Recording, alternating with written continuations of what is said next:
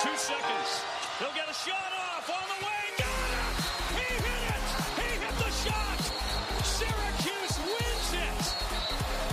Syracuse at the buzzer! Hello, everyone, and welcome into another episode of the Syracuse Basketball Podcast. I'm your host, James Zuba, and joining us again today is Dom Chapone, who's coming to us off on campus at Syracuse University. He's there early. And we've got a basketball game to talk about. Syracuse handles Boston College 69-59 inside the Carrier Dome. The JMA Wireless Dome, artist formerly known as the Carrier Dome. On Wednesday night, the late tip. And if you couldn't already tell, it's a night where I got 3 hours of sleep last night, so a little tired. But Dom, welcome in. Good to have you back on the podcast. Yeah, first off, shout out to James for cranking out, by the way, like 3 stories all at God knows when this morning. Because the site was definitely flooded, of course, on newsmagician.com. But it's good to be back. A very exciting win, much needed win right before the school year starts and before that tough game versus Chapel Hill. So all around good vibes outside of the lack of sleep.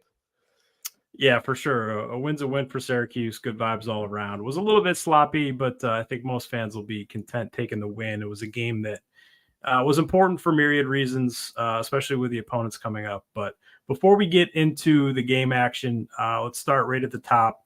Naheem McLeod out for the first game this season, was withheld, did not participate in this one. Was seen in the JMA Wireless Dome with a walking boot and an e-scooter. Sat 1 row behind the Syracuse bench. Did not start, did not play in this one, is out for the foreseeable future, an unspecified amount of time. Adrian Autry said post-game that they'll know more in the coming days and have a better idea of what his future looks like.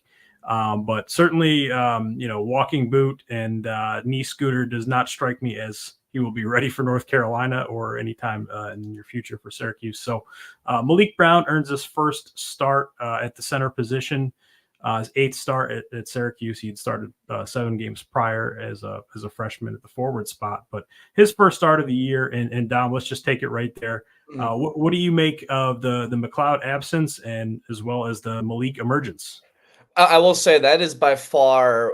I definitely had my 3 takeaways from Wednesday's win, but number 1 was obviously the major lineup changes of no Naheem and you have Malik Brown, and of course, I assume get into Judah Mintz being out and Quiddick Copeland taking his place.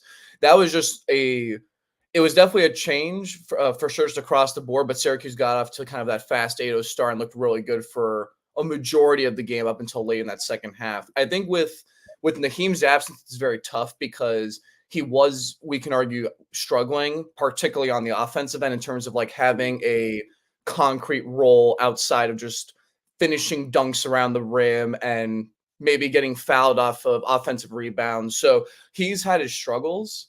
And I think at the same time, it is just another injury that has to be added to the Syracuse team that's already missing Chance Westry that really, as we've talked about, is kind of thinned out in terms of the depth they have. And Naheem, like, in terms of the pecking order of like most valuable to least valuable, obviously he's not one of Syracuse's most valuable players. Others have stepped up, but in terms of losing, you still lose a 7'4" shot blocker at the end of the day who can make an impact at times. The big story, I think, though, equally is not only Malik Brown starting, but being SU's second leading scorer, by far being SU's best defender. And you look at the big thing, which is Quinton Post for Boston College, not scoring, he's entering this game as the 5th leading scorer, I believe, heading in, and one of the highest usage players, both not just like in the conference, but also specifically literally in the post. And he was held scoreless, and Malik Brown had the coverage for the majority of that game. So whether it's been us at writers maybe at times or the everyday fan who were maybe skeptical at first of, can you survive with Malik at the 5 full time when you're going up against the Armando Baycots and the Quinton Posts of the ACC? We only have a 1-game sample so far, but we have to admit that especially on defense, I was actually more impressed there than I was with Malik Brown's offense. Because if Brown could still provide that rim running, smart IQ around the rim, transition element, but he's also giving you this defensive element against matchups we did not think it was necessarily possible. I think that's the big story, is that Malik actually might be Syracuse's second best player here. At the very least, as Kevin said and wrote down, it's the most reliable and the most valuable, simply because of all of the ways he could fit on the roster and the many ways he can just impact the game on a night-to-night basis. Yeah, there's a lot of things that Malik Brown is doing well now that Syracuse fans have to like. As for McLeod, I was told by a team spokesman that it wasn't one particular instance with the injury. It's kind of accumulated or worsened over time. There's been some wear and tear there. So, and if I recall, there's been times before games where we've at least there's at least been reports of like, or at least Autry's brought up at least once on the record of like some issue with like foot soreness or like something along those lines. So this has came up before too, which does verify that at least. Yeah, and it is the right foot of McLeod, so we'll keep an eye on that. But yeah, certainly Malik Brown doing a lot of very good things for Syracuse. Plays within himself, doesn't try to do too much. Cuts to the rim at the right time, gives Syracuse a lot of versatility and flexibility on both ends of the floor. It does from the outside looking in, it does place a little bit more pressure on him though, with McLeod not available, and it does raise a little bit more questions about, well, who's kind of the backup to Malik Brown? If Malik Brown was the backup at center, who's the backup to Brown? And, we've seen Peter Carey play a little bit this year. Monir Hima did get 4 minutes in that game against Boston College. Autry alluding post game that they might even move Benny Williams to the 5, which is something down your that dream. we talked about. So perhaps we see a little bit more small ball in the near future for Syracuse. But I asked Malik Brown about this post game. He said, no, there's no additional pressure. There's no additional weight for him. He just kind of comes in, plays his game. He says he takes every matchup personal. Which I found interesting. And he kind of just goes in and plays his game. So that kind of sounds like Malik Brown. And if maybe there was a player that would have to deal with additional pressure, it would be him, because it doesn't seem to bother him too much. Well, and keep in mind, already the past, 2-ish weeks, maybe 3, that he's already, even if he wasn't starting, already playing a high minutes role in the 25 to 35, or I would say 25 to 33 minute range on most nights. So again, and this is just, I think the crazy part that is hard to process, that I think we would not be having this conversation, and I did not think we would be having this conversation back in September and October, of Malik Brown just stepping up into this much of a two-way impact player. And again, the nice part is that you can play him at the 4, play him at the 5. It's clear that he can switch, but he can also play isolation in the post. Like that value, I can't underestimate. It is just such a big part of this team, because again, with how guard dominant the rotation is, particularly at the 1 through 3, Malik at least provides some stability at one of the spots at least. And I think, his growth by far, if we're looking at kind of what have been the big picture stories from this season for Syracuse, in Autry's first year, Malik Brown's just rise and ascension into a clear starter and pretty much one of the ACC's most versatile players. I think it's safe to assume at this point is remarkable, honestly. Yeah, it's kind of come on, unsung recruit, wasn't highly recruited, kind of came on the scene last year and, started some games when Benny Williams was struggling a little bit. He proved, reliable last year as a freshman as well, and was really kind of elevated it, taking it a step further.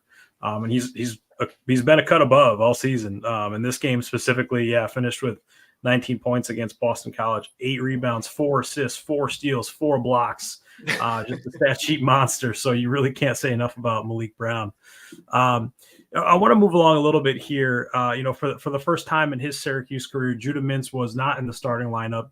Autry had dubbed this a violation of team rules. He said after the game, it's been dealt with. They're looking forward to moving forward, and he does expect Mintz to start the next game. In the post-game locker room, Judah Mintz would not offer an explanation. He did not want to offer too much more, just referred us back to what Adrian Autry had said, but did note the importance of being a leader for this team, and said, despite what he's dealing with personally, he still has to be a leader. And he did mention Quadir Copeland as well, in that kind of leadership category, which I thought was interesting. But Dom, for this instance specifically, Mintz, first time he hasn't started at Syracuse, and first time he's come off the bench since he was at Oak Hill Academy in high school.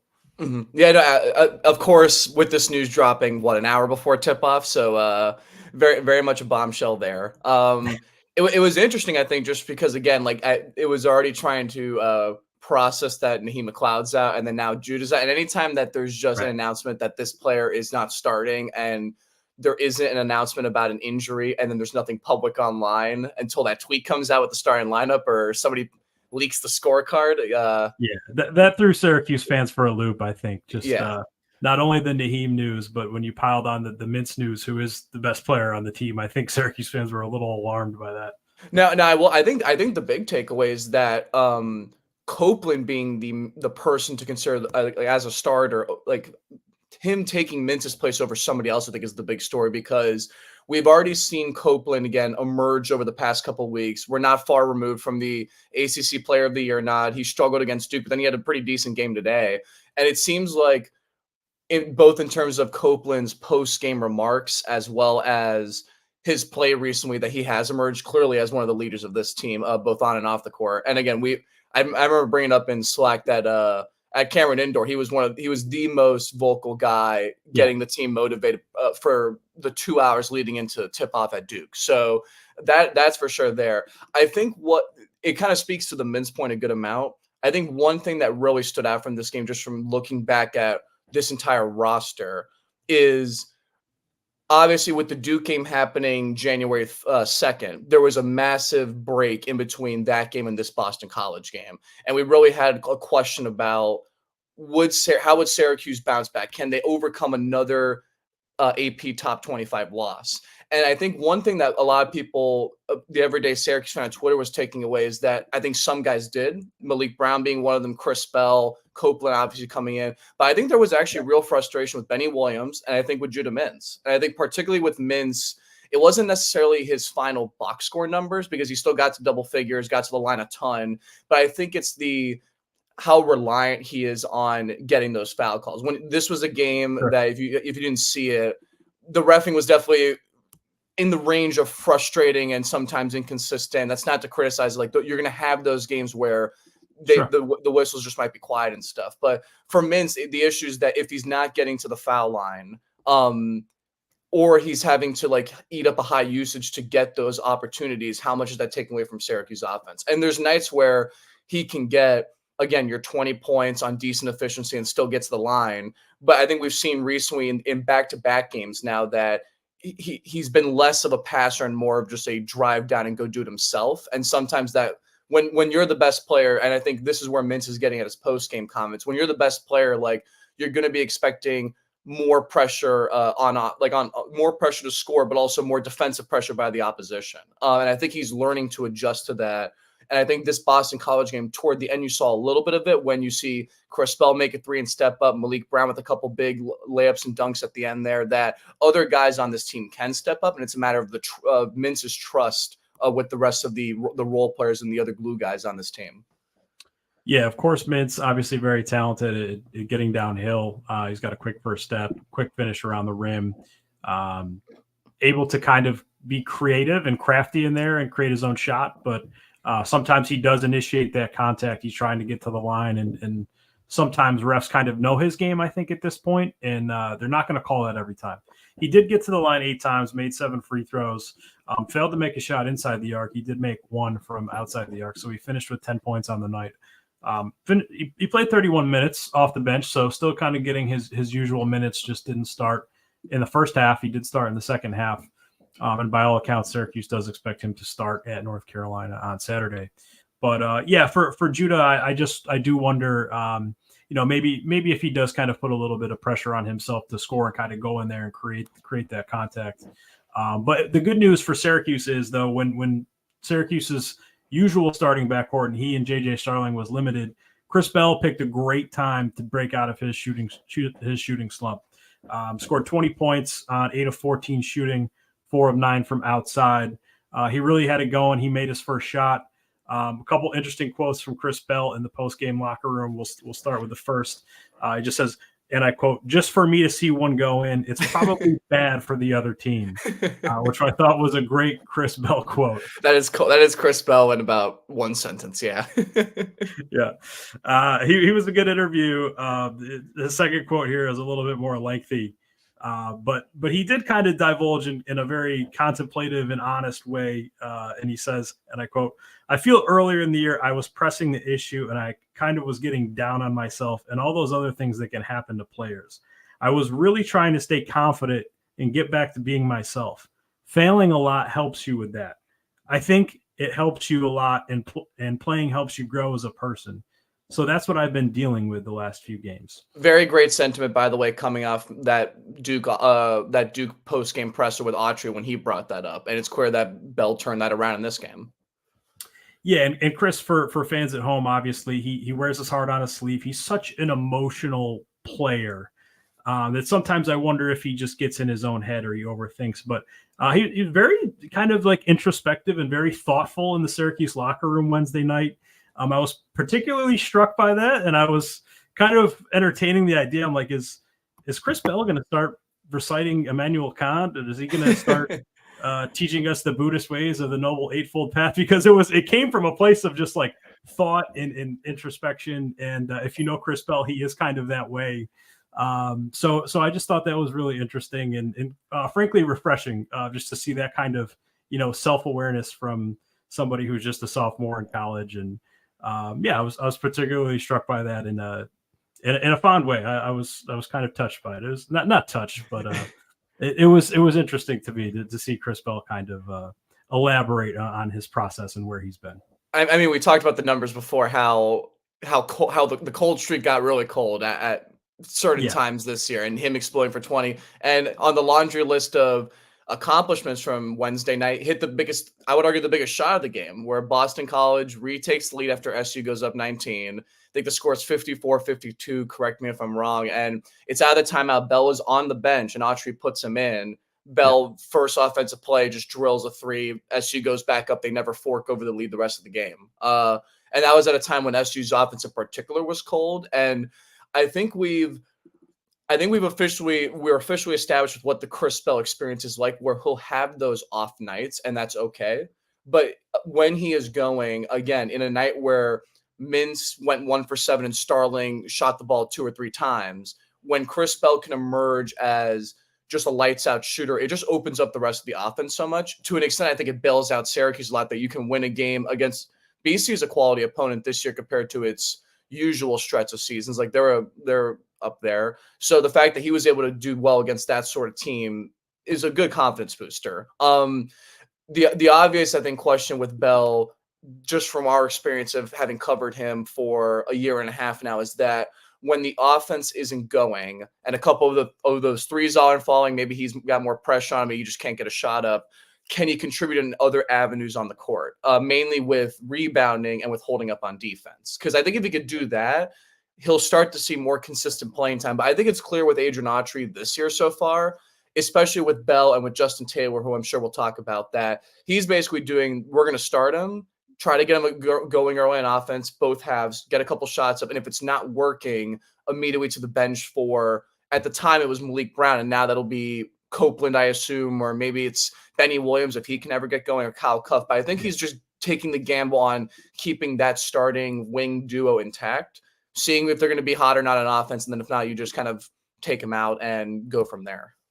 Yeah, and it's a good observation, Don, because when Chris Bell does make his first shot, he does seem to be more engaged. He is in rhythm, and good things usually follow suit for him. And as Chris said, bad things for the other team. I would just say more generally, yes, that like Syracuse doesn't need to make double-digit threes to win games, but they do need to make a few. And the two most obvious guys are Chris Bell and Justin Taylor. Taylor's been in a slump along with Bell. Bell had been 2 of 12 from outside in the 5 previous games before Boston College. So they do need 3-point production from somewhere. And as you're kind of alluding to that, if you can get Chris Bell out there, you can get him in rhythm early. That could lead to more good things for Syracuse from outside, because they do need that. Obviously, we know, Judah Mintz and J.J. Starling, not necessarily reliable guys. Yeah, they can maybe knock down 1 or 2 a game. Maybe same for Quadir Copeland, but you don't want those guys taking volume threes. You want those guys to do what they're good at, and that's kind of attack the basket, put the pressure on the defense, and it also unlocks that Malik Brown at the 5 lineup a lot, because if you've got Brown rolling to the rim like he did now in back-to-back games versus Duke and BC, and you have that extra shooter either in the corner or at the top of the key, or at any of those kind of 5 main points like the 3-point context, it just opens up that driving lane a lot more. Because now the other thing too is that you're not playing like multiple cold shooters, 2 slashing guards who need the ball in their hands, and then like Naheem McLeod, who is more of a traditional center. You're playing guys that now can either shoot and be somewhat efficient, or they can kind of put the ball in the basket on their own and put the ball in their hand and kind of make a play. So I think it just opens up the offense a lot more when even if it's just Chris Bell alone, who's maybe hitting like 36 to 38% and is just like a couple times a game, like that just opens up a lot of things, particularly on offense for the Syracuse team. Totally. And just last point on Bell, Dom, you touched on it, that big three. I think we have seen signs of growth again for this Syracuse team. I think the problems kind of arise is when they get down double digits. They kind of take an early knockout blow and then falter down the stretch. I think it was encouraging to see Syracuse go down. Obviously they blew that big lead, but to give up a lead and then to not get rattled at home when it looked like Boston College was putting some real game pressure on Syracuse and they put themselves in position to steal a road game. That three was as big as any for Syracuse. Bell knocking down the three that you mentioned. And I just want to share a Quadir Copeland quote because Quadir Copeland is a I remember. He said in the locker room last night of the play, he goes, I just put my hands in the air and was like, thank you, Chris. I was already low-key dead trying to fight for the offensive rebounds. So when he made that shot, it definitely was a good feeling. That was awesome. So, a very Quadir Copeland quote, perhaps feeling a little bit of relief that he didn't have to run in there and get another offensive rebounder, trying to make another play. And call me if I'm mistaken here, but at least SU being up 19 and then Boston at one point taking a 1-point lead, I don't think SU has ever had that big of a lead get turned into a lead for the other team. If I'm not mistaken, at least at this point in the season, they've had either double-digit leads and kept them, or have had like 8 to 10-point leads and have kept them. But I think this is the first time they've had a moment where it was a collapse and then a comeback kind of immediately after that, which is also impressive. Yeah, exactly. Yeah, I remember the Georgetown game, but Georgetown never quite came back to take the lead as Boston College did. Yeah. For some reason that my mind goes back to last season, that Notre Dame game where Chris Bell also kind of exploded and hit some timely outside shots. Saved the day there. Geez, yeah. Yeah, it was a little bit reminiscent of that, but I can't remember if Notre Dame actually came back to take the lead in that one either. No, I don't think they did. No. Okay. I'm pretty sure. Wasn't it a 1-point road win, or did they play at home as well? I forget. It was a home game because I remember Chris Bell. I think he also hit like 4 or 5 threes in that home game as a freshman. Yeah, electric.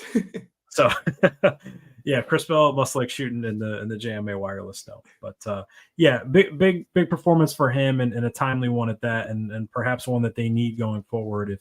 If that's any sign, they'll need it on Saturday at North Carolina. You mentioned Justin Taylor, and I just want to make this point, and Dom, tell me if you disagree, but I think part of Justin Taylor is, he's just in a little bit of a slump as well. It's hard to get out of that funk. You maybe put a little bit more pressure on yourself. You start thinking about it a little bit. I think part of the issue for Justin Taylor is that he's playing out of position. He's really kind of a 2 who's capable of playing a 3, and he's being asked to play the 4. And I think it's partially because, you need Chris Bell at that small forward spot. The guard positions are already taken, so Justin Taylor is being kind of asked to play out of position because he's the most capable. And I think that's a compliment to Justin Taylor, but unfortunately for him, sometimes he just looks a little bit lost in the offense. And I think that's where it's kind of on the coaching staff to find him shots, to find him coming off screens and utilize him a little bit differently. That said, he was able to take some shots. He was aggressive in looking for his shots early and did make his first 3 attempt in this game. Tied for second most attempts, by the way, in the BC game. So he had his volume. There you go. Yeah, so I just can't help but wonder if maybe, his struggles are a little bit linked to him, kind of playing the 4 and maybe a little bit out of position. Well, I know we've hammered home this point. I know I brought it up that I think Taylor's more of a 2 than a 3. I think he's done well in the capacity of being able to. I think he's been a better. You've talked about it for sure, being a better rebounder than I thought. I thought what was going to happen is that he would have been a decent microwave scorer, but then everything else would have been bad. And somehow it's been the complete opposite, where he can't score anything, but he actually has been way better defensively and on the glass than preseason expectations would indicate. He's getting his attempts, and I think the issue obviously is that it's just been more a case of like he's had a couple of games where he's been in double figures, but it's either been like a clear double-digit effort or it's just been completely non-existent. And I think there's not been a middle ground where he's had, he made a couple threes, didn't take too many shots, but he at least like made his shots when they counted. It's pretty much been a lot of high volume or no volume at all and no good efficiency in either of those scenarios. It's really hard because when I think it's hard to have two guys like that in the starting lineup still that are that inconsistent. But then a counter to the argument of like, well, why don't we just bench Justin Taylor for somebody else? There's not really that many options because I think Copeland serves well as that, in my opinion, at least, is that like kind of like spark off the bench where you can play the 3-guard lineup and go to that whenever. It's exactly kind of like the Malik Brown thing pre-Naheem McLeod injury. I think Kyle Cuff, if you're going to play 3 guards at the starting lineup, you're still at the issue of still too small. The only logical candidate in a sense has been Benny because at least he gives you more of that forward size. Again, multi-position in theory defender. He's got the athleticism to be strong on the glass, and he has a lot more, again, like I guess versatility, especially on defense for this team. But then, as we saw in the Boston College game, he was not really much of a factor. Against Duke, he had his moments, but also was not much of a factor. So there is definitely a frustration over consistency with him. So at least you look at Taylor, and he's at least on paper still, even though the numbers don't point a pretty picture and don't point to this conclusion, he still is SU's best option on paper of a wing who can at least be wing sized enough, can space the floor just based off his reputation and his sweet shooting stroke and how fast he's able to get the release off, coupled with at least he gives you effort on defense and rebounding, even if it's not the prettiest. And again, that the lack of a clear secondary choice to basically dump Taylor out of the starting lineup is what kind of makes it impossible to think that he won't get taken out, which I don't think he will, to be honest. Yeah, and as you mentioned, Justin Taylor's been really good as a rebounder. He did have 7 rebounds on the night at Boston College, second on the team only to Malik Brown. Led the team in defensive rebounding. All 7 of his boards were on the defensive end, which is really important to close out those defensive stops. And he's always looking for the outlet pass to get out and go on the break. But yeah, I wonder with him. Obviously, when you're playing him at the 4, if the other team is playing man-to-man, you can't control who guards Justin Taylor. But yeah, maybe some of those bigger guys are guarding him, and it's harder for him to get his shot off, which is why I think they can use him a little bit coming off screens or maybe some screener action to free him up and get him some looks. But also and a lot of these 4s in college too, it very interestingly kind of play more like 3s defensively in the sense of they're they can kind of guard the 3 or the 4, so they're extremely athletic. Like I know when we look ahead to like this North Carolina game, one thing that's terrifying for the Bell and Justin Taylor combo is that UNC has a plethora of those wing-sized guys who are between 6'6" and 6'10", and they hustle defensively and they can all space the floor. So especially for Justin Taylor on offense, like it's kind of that predicament for Adrian Autry. Just real quick, if you bench him. Yes, he's playing up against more backup units. Like maybe you can get him moving off the ball more, maybe even put the ball more in his hands and see how that can work sometimes. Maybe that gets him going. But the flip side, though, is that devalue his confidence just a little bit by saying like, hey, we're going to take you off the bench now instead of starting, even though you've started this whole year. And that's why I don't put pressure on, like, I think this guy should start and this guy should not. I think, again, it's more about who just gets the most minutes in the end. And I also know that I'm not coming from the perspective of having any coaching experience. So I'm not making it's easier to make that call like over a podcast or on an article or something like that than it is to actually be the coach of this team over the course of a year and having to make that tough call to take Taylor out. We still have to opine on the team and give our insight and analysis, even if those on the coaching staff would have greater insight and analysis than us. But that is how this works, unfortunately. So you're stuck with our analysis and our takes.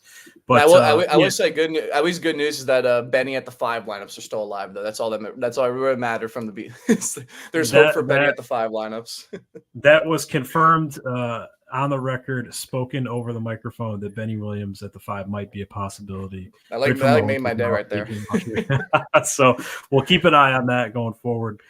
Just want to zoom out here and kind of take a high level, eagle eye view of, maybe the sport and the rest of the ACC kind of, while we're there, segueing into a quote by Adrian Autry Wednesday night saying, "We don't take winning for granted."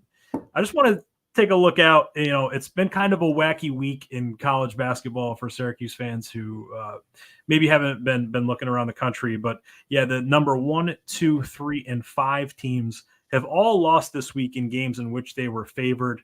Clemson, ranked number 21, has lost 3 in a row now. They lost at Virginia Tech on Wednesday night. Memphis, ranked 13 in the country, just barely escaping UTSA. TCU taking down number 9 Oklahoma as well, which isn't too much of a surprise given how TCU played Kansas on Saturday previously, and perhaps a little bit more of a surprise, Butler taking down number 11 Marquette. So it's been kind of a lot of wacky action in college basketball this week. And Dom, I know this pains you to share, but Louisville picking up a win over Miami, perhaps as shocking as any other score. We just got our quad 1 victory, so we just had to give one out. That was our rule. It's a give and take game. That's right. Yeah, somebody's got to help Louisville out and prevent that program from being a complete tire fire. So perhaps Miami just extinguished a few of the flames on Wednesday night. But yeah, and Notre Dame obviously picking up a win over Georgia Tech as well, and Wake Forest, who's looked great, they lost at Florida State on Tuesday night. So Clemson, another loss to Virginia Tech. So 3 in a row. Exactly. So it's been kind of a wacky week. I know Syracuse fans maybe not happy with some of the sloppiness in the play, but a win is a win, and I think that's an important one to get. Yes, it was sloppy at times, and not to make excuses or carry water for Syracuse here, but I do think their ability to get that win was just important, especially when you look at kind of what's going on around the country. This is just kind of how college basketball is, for the top 5 teams going down in the span of 2 days, and UConn was able to survive and be the number 4 team that actually picked up a W. But yeah, this is college basketball, right? And anything can happen on any given night.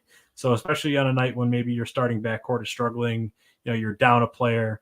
That would have been a game that Syracuse could have lost, and it could have spelled more trouble, just given that, you do go on the road at North Carolina, and then you follow it up with a road game at Pittsburgh. So to go to 2-2 in the conference, I think that was important Wednesday night. Yeah, it could have got dangerous pretty quickly. Other thing too is I think this was in the midst of this tough slate that we have talked about repeatedly. Both you and I with Christian, then in our last episode, that getting this win, this was kind of the win is like, if there's any game to win in these next 7 games, it has to be this one, just so it's like keep some sense of morale up and some optimism there. I think you're about to see a lot with this Syracuse team over these next 3 games, because you've obviously got the Chapel Hill Challenge this Saturday, and UNC's number 7 in the country. They've looked really good.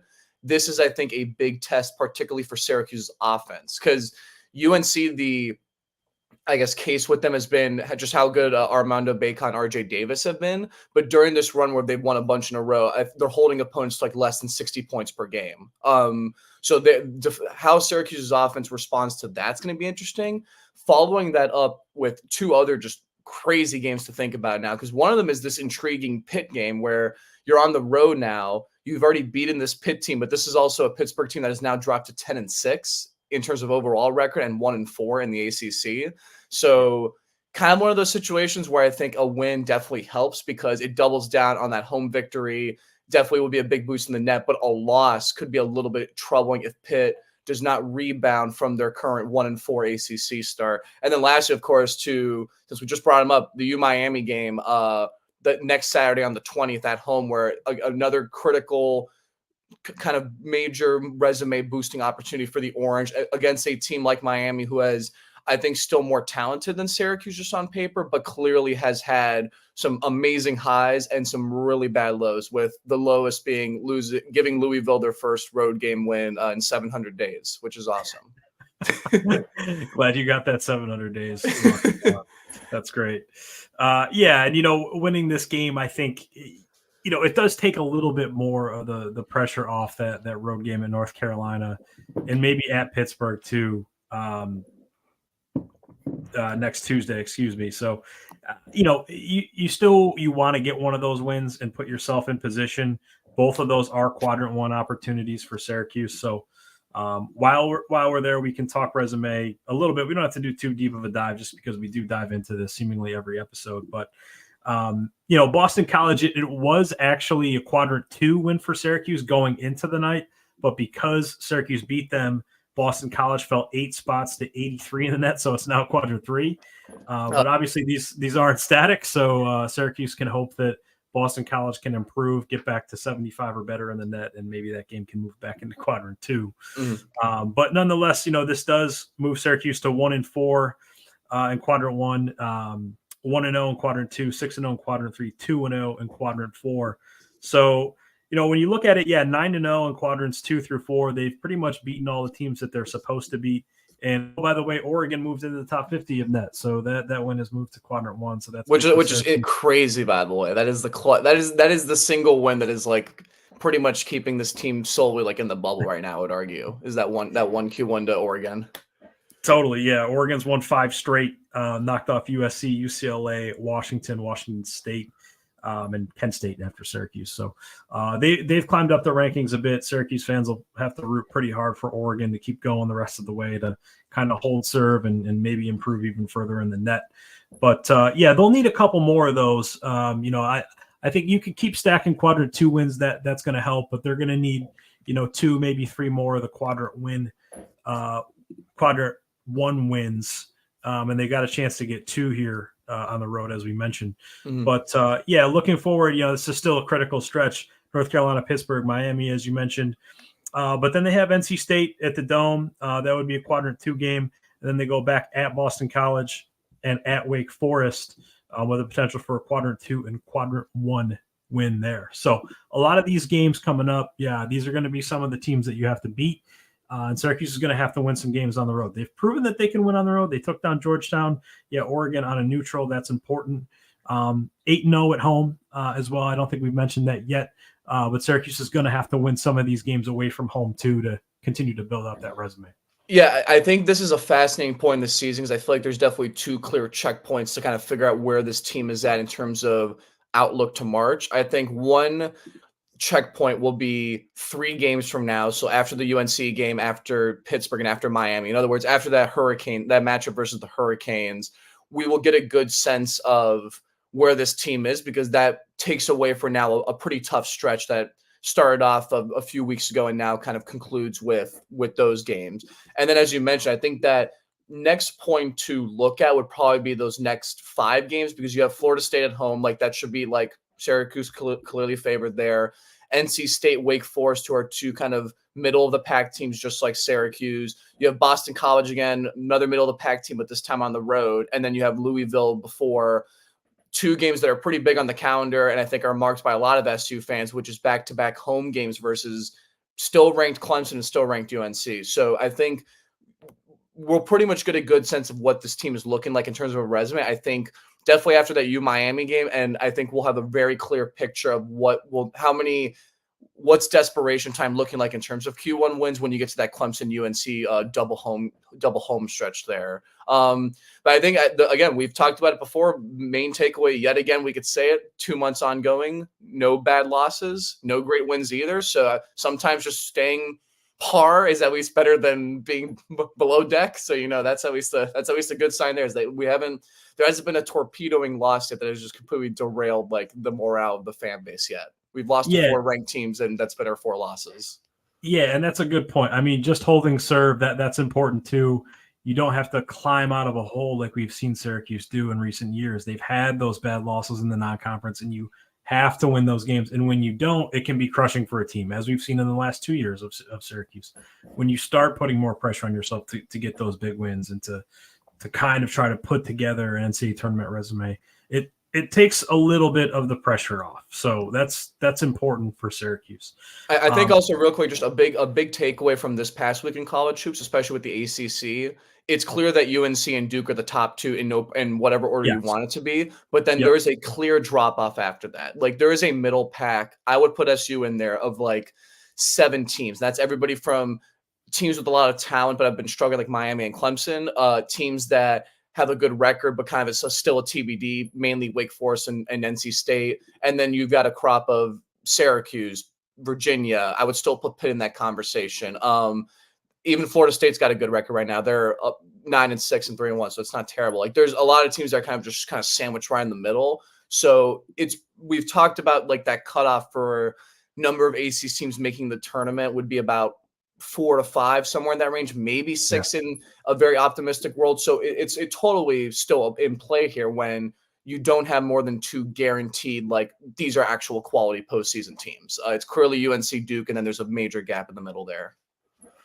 Yeah, so I'm glad you said that because that was going to lead into the next point is that, weeks ago I was kind of wondering like who's really going to be that 5th team in the ACC to emerge because it's clearly Duke, North Carolina, Clemson, and then Miami. And then, of course, Clemson has lost 3 straight, and then Miami loses to Louisville. So now who's that third team? Because UNC, I think, has solidified itself at the top. Certainly, if they're not the best team, they're the last undefeated team in conference. They're 4-0 in the league. They're 1 game up on everybody after beating NC State. You've got 4 teams that have a 3-1 record, but Florida State's also 3-1. I think we know that they're not a top 5 team in the league. No. And then, as you mentioned, there is that kind of Virginia, Syracuse. I would have even put Virginia Tech in there, maybe a couple weeks ago. And Wake Forest, but then Wake Forest had lost to Florida State. So it's all very fluid. It's all very uneven. But I agree with you, Dom, in that Tobacco Road clearly holding the back to the top of the conference as we haven't seen in recent years. So maybe we're getting more traditional ACC going here as we kind of head into the conference. Well, and the reason, real quick, just to bring it up, I would say is it's more of a matter of tying into looking ahead to this Saturday. Let us not overreact to the results of this Saturday, because it is clear that UNC is an AP top 10 team that is one of the championship contenders by far and away. If you're looking at the collection in your mind of like the 10 to 15 teams that are in that running. So wait till you get to a lot of these games where it's a bunch of these teams that are within 2 games of each other in overall record and within a game of each other of the conference record, because those are the opponents where that's really going to make the swing difference. Of course, there's going to need to be some good Q1 wins, particularly on the road, but also outside of that Duke UNC combo, that there is an opening here where a lot of those games can be good opportunities. And that's what we're trying to say, is that there is ample time here. So we'll again have more of a clear picture probably like about 2 weeks from now. Yeah, for sure. And I think it's clear. I think North Carolina is a cut above, and Duke's been playing some really good basketball. Blew out Pittsburgh on their home floor, and Jim Boeheim did a good job on color that night as well, for those Syracuse fans who were paying attention to that. But Duke's playing some really good ball right now too. Those 2 teams, they're a cut, if not 2 cuts above the rest of the league right now, I think. We'll see who can kind of emerge in that 3 to 5 range, and maybe you get as many as 6 ACC teams if maybe that upper echelon of the league starts to beat up on the lower echelon and can kind of separate themselves. But as you mentioned earlier, Dom, it might just be a 4 or 5 bid league this year for the ACC. Barring an auto bid in the ACC tournament or something like that. So it's all fluid. As you say, we'll kind of have a better picture in the coming weeks. But I want to segue a little bit before we get into that UNC matchup and just talk about the Syracuse defense. Boston College was flummoxed in that game for about 18 minutes until it went on an 8-0 run to close the half and cut the margin to 10 at the break. But Syracuse, for those who maybe haven't seen, has improved to the 38th best defensive efficiency team in KenPom, currently giving up 96.7 points per every 100 possessions, which is good. You want to be under a point a possession on the defense. That's pretty good, yeah. It's the best Syracuse has been, I believe, since 2018. Just going off the top of my head, the defensive teams in the latter Boeheim years really struggled. I think this is encouraging for Syracuse. Judah Mintz kind of made an interesting point in that not having Naheem McLeod, it does kind of change their ball screen coverage a little bit and what they want to do. But he still felt like they have guys down in the paint who can make plays. So I thought that was a little interesting, that in the way that Syracuse has defended, kind of ball screen. They've wanted Naheem McLeod to kind of play in drop coverage. I don't think we see that as much with Malik Brown. I think that's what Judah was referring to there. But Dom, just your overall take on the defense and kind of how it's improved and where you think it's at currently. Well, I think especially with Malik Brown having this higher usage role on defense, what you are seeing is switch heavy and basically force as many turnovers as possible. At the end of the day, there was a lot of what ended up being the reason why Syracuse just had such a big lead and why they were able to just hold on in the end was the possession battle. They had 17 steals combined as a team, and Boston College had 4. And they got out way more in transition than Boston College ever did. And they only had 8 turnovers, whereas BC had 22. And I think the reason why that's such important is that it's not necessarily focused on the defense, but if this team can calm down a bit, both in terms of not giving up opportunities in transition by turning the ball over and simultaneously just not giving BC or its opponent any free opportunities, it just opens up the defense a lot more. Because in the half court, this team is really good, especially now that they can kind of switch and they're playing this 1 through 5 switching scheme. They're pretty much daring opponents to kind of go strong at the rim. And I think that's creating pressure kind of, especially in that 2-point range. And really the main way teams are getting offense still, which is going to be the biggest concern for SU, is definitely those second chance opportunities where SU is just getting killed on the glass. And that creates kind of those kick out threes or scramble on defense. You are late to your assignment, you foul somebody, they get an and one, and those sort of scenarios. But defensively, I think the forcing turnovers is in a sense what we talked about with the potential of an Adrian Autry defense at the start of this season. I think they're now playing the personnel where a lot of the guys who are getting ample playing time can do that, where they can basically, they're not going to play tall, but they are going to play kind of at you. And I think when you have more of that pressure, especially on ball, it's just harder to drive at the rim, kind of get flustered. It's really hard to get into a rhythm. And I think when BC obviously had a chance to clearly, again, they were up 2, and if Bell doesn't make that 3, who knows? Maybe that's a change in momentum in that game. But they really struggled out of the gate, partly because they were just not prepared for SU kind of amping up the pace and amping up the pressure incredibly early. And again, turnovers and the possession battle for a team that's already kind of fringy when it comes to being effective as a rebounding team overall, like that's very, very much important for this team's defense. Yeah. And a couple points on that defense is, one, this has all been done in man-to-man. Adrian Autry has and no zone. Yeah, what is this? This is a top 40 defensive team that has completely overhauled its entire defensive strategy in less than a year. So I just want to point that out. But 2, Syracuse, also it tops in the country in both blocks and steals, kind of reminiscent of like a mid-2000s UConn team. But yeah, top 25 in both in terms of total point or steals and blocks. And then in terms of steal percentage, which is adjusted for pace and number of possessions, but 11th in the country in steal percentage and 25th in the country in block percentage. I would expect the latter to go down a little bit with Naheem McLeod unavailable. But it makes sense though, because you've got so many players on this team that are just between 6'3" and 6'10" that just have incredible, or I guess 6'9", let's say, or 6 foot, anywhere between 6'8" and 6'10", who just have incredible wingspans. And you see it like on the court that just kind of the one, you would argue that the one concern would be like, if it doesn't work as successfully as it did against BC, those gambles aren't worth it, because you might, again, as we talked about the Duke game, those semi-transition opportunities. But that steal rate, me hearing this for the first time, is absolutely crazy. That high of a metric. Yeah. And obviously the length is there with guys like Chris Bell and Benny Williams, as you mentioned. Both those guys had pretty big time blocks in that Boston College game. But also to the counterpoint is that, when you play a team like Duke that does take care of the ball, you're not going to be as effective there. You're going to have to dig in and find a way to get defensive stops without necessarily turning teams over. Okay, defense, that's the good.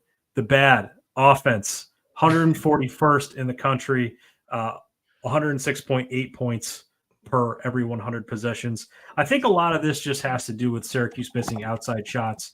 Obviously, they could shoot it a little better from 2 as well. But you really think, like, if Justin Taylor and Chris Bell were consistent throughout that stretch, I don't think the offense would be as bad as it is. But still, at this point, they've got to find a way to play a little bit better on the offensive end. I think some of that can be, more of a modern offense. We still see this team kind of break down and, have to go one-on-one. And yes, these guys can do that. But I think those 2 things are kind of holding this offense back right now. Shooting's definitely a big deal. Just to put some numbers behind that, the trend is pretty much exactly the same as it's been, I would argue, since mid-December, so about a month ago, in terms of Judah Mintz is still shooting roughly 37%. That's about in line of where he was for most of this year. Chris Bell's at 36%, again, in line with what he's been this year. Malik Brown is at 40%, but he's only taken, I think, 5 all season. He hasn't taken many, so that's still there. Everyone else is below 36%. In terms of like the actual perimeter guys. If we're looking at Copeland, 18%, I know that's not his game, but the big concern is Starling, 26%, still much better again compared to that start of the year, not equally as good. Benny is only at 20-something%, and Justin Taylor is still at 32%. So outside shots is a big deal. I think some of the turnover-prone games Syracuse has had a bit of a big deal, but if you even just look at the stat sheet, I think that's the identity of this team. So Mintz is averaging 18.5 points in 15 games, all but one he started. There are 3 additional players for Syracuse averaging between 10 to 11 points, and that's Starling, Bell, and Malik Brown. But obviously the big indicator is that there isn't that guy who's clearly averaging 13 to 16 points and is that clear 2A score. Instead, it's more like the second score is this kind of by committee thing of whoever's going to get going is going to kind of be that spark. Now, maybe Malik Brown ends up being that on offense moving forward, just based off he's had 2 incredible games in a row. So maybe he becomes more of that scorer. Maybe we see some consistency out of Chris Bell, and maybe he's just more of like the second or third best scorer. I think it does go back to a conversation we've had about JJ Starling, where him being a little bit quiet on the offensive end, I'll say that, against BC, I think is a little bit of a concern because he's, again, very vital to just have that second clear guy who can just kind of get the ball downhill, occasionally hit a couple jumpers and kind of just get his own shot. And he's not seeing as much of a role on offense, or at least as much of a consistent role on offense as I would argue that I think he should have. I don't know if you have any thoughts on that, but this is now the second straight game where it's kind of been very much hot, cold, and some moments you see him there, and then it's kind of just a disappearing act. And I don't think that's necessarily his fault, I would say. Yeah, I was a little bit surprised. I thought he would have had a better game against Boston College, but it looked like he was kind of rounding a corner in that Georgetown game and maybe that Oregon game too, and then it's kind of regressed. I think they would like him to obviously be a little bit more consistent, kind of be a double-digit scorer per game. But yeah, I think he's a big key. Obviously, we've talked about it a lot too, about Benny Williams kind of holding the key to this team's potential. But I think JJ Starling is kind of right behind him there, where if he can be a really consistent player and just kind of score 10, 12 a night and take some of the pressure off Judah Mintz, I think that would be really key. I don't know if there's anything you want to add to that, but before, we kind of pivot to the North Carolina matchup, is anything you want to add there before we pivot? I think we've emptied the notebook on this game, to be honest. So, yeah. Although I will say that was something immediately after the Boston College game where I was like, wow, there is a lot to talk about. So I'm glad we're doing a podcast because I was still trying to wrap my head around the 30 different narratives that came out of the BC game. You and me both, partner. It was a 3 a.m. for me last night, and I got home at about 12:30 and was like, man, I got to, kind of grind on a couple stories here. But nonetheless, we could pivot to North Carolina. Just going to be a tough matchup. Generally, we can get into kind of the individual matchups within the game, but UNC top 15 team in terms of offense and defense, both ends of the floor. They do some really good things. They have guys, they have experience, they have depth, they have scoring, they have defense. They've got traditional bigs. They've got Harrison Ingram. They've got R.J. Davis. They do just so many things well. I don't know if there's one particular area that Syracuse can really take advantage of North Carolina in this game. They don't really force teams to turn the ball over. So Syracuse, maybe that's some good news, but they rebound it. They get out in transition. They score the ball. They play with pace. So this is going to be a really difficult matchup for Syracuse for a number of reasons, and it's in the Dean Dome. Yeah, noon tip-off on this coming Saturday. We're taping this on Thursday night, so just a few days from now. This is what pretty much on paper toughest matchup of the year for SU, right? In terms of this being on the road and against their highest-ranked opponent in the ACC this year, and I believe one of the highest actually just all year, right? Because you have to go back to Maui to find, again, this stretch of just like top 15, top 10 teams in the country. So tough matchup there. In terms of like an actual strategy itself, just going back to, again, that Duke game, because I think that's the last time Syracuse faced a clear Q1 team in this type of environment. Going to have to pretty much not shoot yourself in the foot with the turnovers. I think if you let UNC get out in transition, that's already going to be tough. Big story again for this game, in my opinion, is going to be, can Syracuse's offense overcome how experienced and how well UNC's defense has played, particularly during this 5-game winning streak. Last thing is I'm curious to see how Adrian Autry defensively is going to strategize guarding Baycott and guarding RJ Davis. Yeah, because part of me was thinking that it's a tough call for him, to be honest. But part of me was actually thinking, I think the strategy is you want to put pressure on RJ Davis at the top of the key, basically force him to be more of a distributor. I think you're fine with letting Baycott cook because he's going to probably get his 15 and 10 anyway. And I would force the rest of these UNC wings to make threes. Like I'm actually finding this game where if UNC can make 15 of 33 threes or something like that, like, that's totally cool with me. But I'm not letting UNC just relentlessly drive to the rim, get foul calls. They're going to have the favorable environment. I'm not letting them get out in transition. Like I want to make their non-stars like a Cormac Ryan, let's say, like score 17 points. Like we've seen him score 2 or 3 baskets. Can he do more than that? Especially some of these younger wings too off the bench for UNC. I think that's let them put the ball on the floor and let them make a play. Don't let RJ Davis and Baycott drop a combined 30 to 40 and let that be your downfall. I think that's probably, at least in my opinion, I think the strategy that should be done here by Autry. Yeah, so the individual matchups in this game are really interesting. And I think if Syracuse is somehow able or is going to pull off the upset, I think Judah Mintz is really going to have to get the better of Elliot Cadeau in this game. The UNC freshman, very talented, kind of a pass first, shoot second, maybe even shoot third point guard.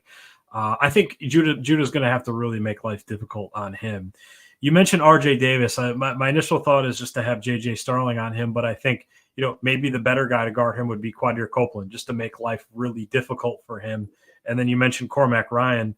Maybe JJ Starling could just chase him around and force him off the 3-point line. Well, I also imagine real quick too that if you start Copeland, it'll actually be nice because if Baycott is going to set the screen, Brown gets the switch, and at least you got Brown on him, and then you can just kind of double from the weak side there to pretty much force him more on the perimeter. So maybe that would be Copeland would be pretty good because he can also he has so much hustle that he's not going to get tired from guarding RJ Davis. RJ Davis is speedy too off the ball. It's something that kills me is that he's really good, just constant. He has a motor that just lasts the entire game. And if you're asleep for 5 seconds, he's going to make you pay and just drill a 3 or just get to the rim. He's a very smart player. I don't think they can keep one guy on him for 40 minutes. And I actually think Kyle Cuff could actually go in there and guard him for maybe, 4 minutes and give like a Copeland a quick blow and make life difficult and just say, Kyle, your job today is to play 4 tough minutes each half on RJ Davis or whoever you want. And he's capable. I mean, I think he can go out there and do that and draw that assignment. The area of this game that I think is really difficult is I don't know where Justin Taylor fits into this game. And I don't mean to pick on Justin Taylor, but just in terms of him playing the 4, because if you are playing small ball with Malik Brown at the 5 and he is guarding Baycott, well, I don't know who you throw on Harrison Ingram. I think Harrison Ingram's too big, too strong for Taylor in this one, and it's really not a shot at Justin Taylor. It's just that's a tough assignment. I think Benny Williams is going to have to go in there and play some big minutes in this game. Yeah, I have a hot take for this one. Just because Autry's hinted at it, I'm not saying it's going to happen. I highly doubt it. Are there thoughts on could we get Malik Brown at the 4 to start this game and have Hema play at the 5 just to start? Because at least you can have Malik play.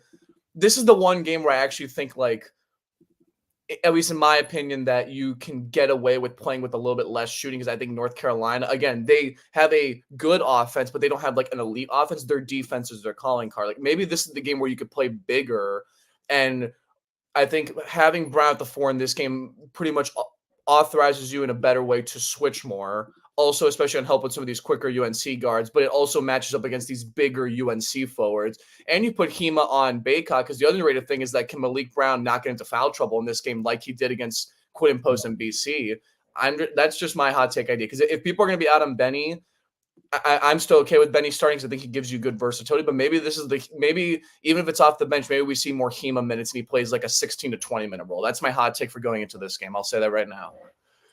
I don't think we see it, but it is a good thought, and it is a good point. And, Monir Hema has played in 4 games this season. He played just 4 minutes against Boston College. This is the game, though, where you really needed Naheem McLeod. I was saying, yeah. This and probably NC State are the 2 games where you would need Naheem McLeod the most. So that was my theory behind it. Was you kind of, I think in this is one of those rare cases where you kind of need that kind of big shot blocker who could kind of just disrupt things, even if it's for 10 minutes or less. So yeah. But Benny at the 5, I'm still going for it. My heart goes out always for that. There you go. And to your point, it would make sense to see Monir Hema get an uptick in minutes in this game for that reason. And if, Malik Brown does get into foul trouble, he's going to have to play because I don't know how you could play Peter Carey or Benny Williams at the 5 for extended minutes against Armando Baycott. I just don't think we see that. But, yeah, this is a really difficult game for a variety of reasons, all the individual matchups, as we talked about. I think it's going to be a tough game for Syracuse to rebound. UNC does that well, and they get out in transition. They push the pace.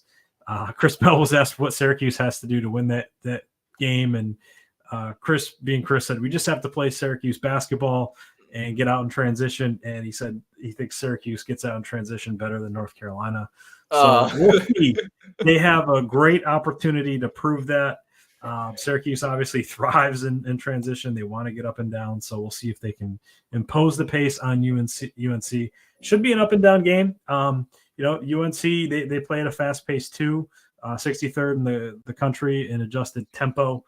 They like to push it. 33rd in the country on offense in adjusted tempo, but they do slow teams down on the defensive end. They make them take their time. But we'll see. Maybe Chris Bell's right. Syracuse 42nd in the country in adjusted tempo, so maybe they'll speed them up, and they'll be able to speed up the offense as well, something North Carolina doesn't want them to do. So a lot of different angles, a lot of interesting stuff in this game.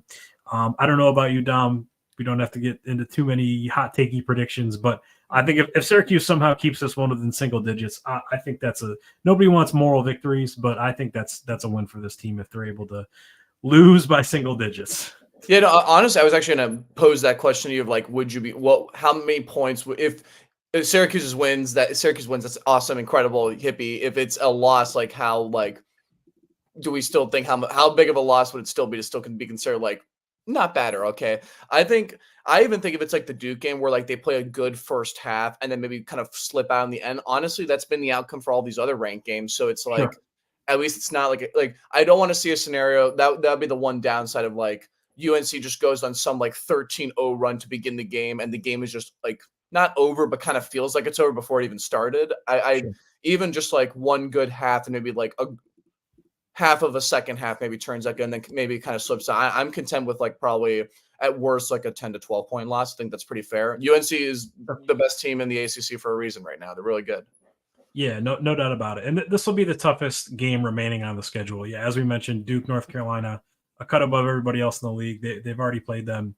They'll get UNC at home, so maybe a chance to get right on the home floor for Syracuse. But I think the thing that I'm really looking for is what happens when they get down double digits. I think that's going to happen.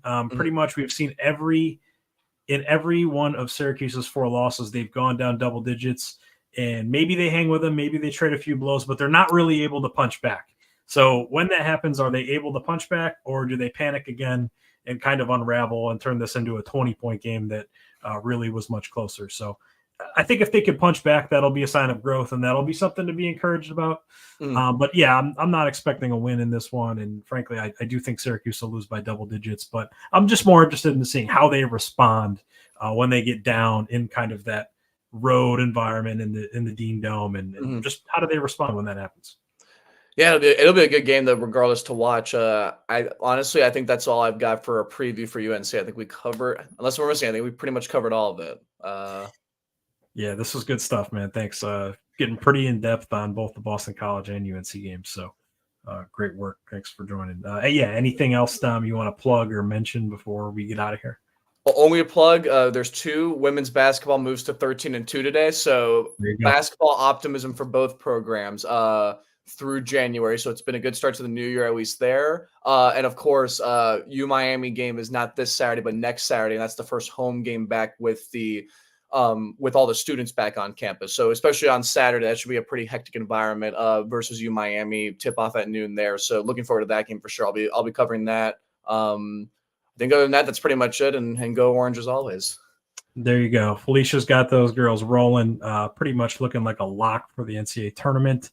And then, shout out Otto's Army, going to be out in full effect, I'm sure, for that Miami game. So Dom will be on site for that one. I'm actually going down. I'm actually going down to Chapel Hill this weekend, so I'm going to be in the Dean Dome. Yes. Keep it locked with us on Twitter, X, whatever we're calling it now, and of course newsmagician.com. But Dom, thanks again for joining. This was a great conversation. Thanks to all the Syracuse fans out there for tuning in. Appreciate you guys more than you know. We really appreciate you guys tuning into the conversation. Comment on the site, hit us on Twitter. Watch on the streams, whatever you got to do. But we appreciate you guys a ton for tuning in. Super meaningful to be able to engage with all you guys. So thanks. So Yeah, Dom, thanks again for joining. For Dom Chapone, I'm James Zuba. Take care.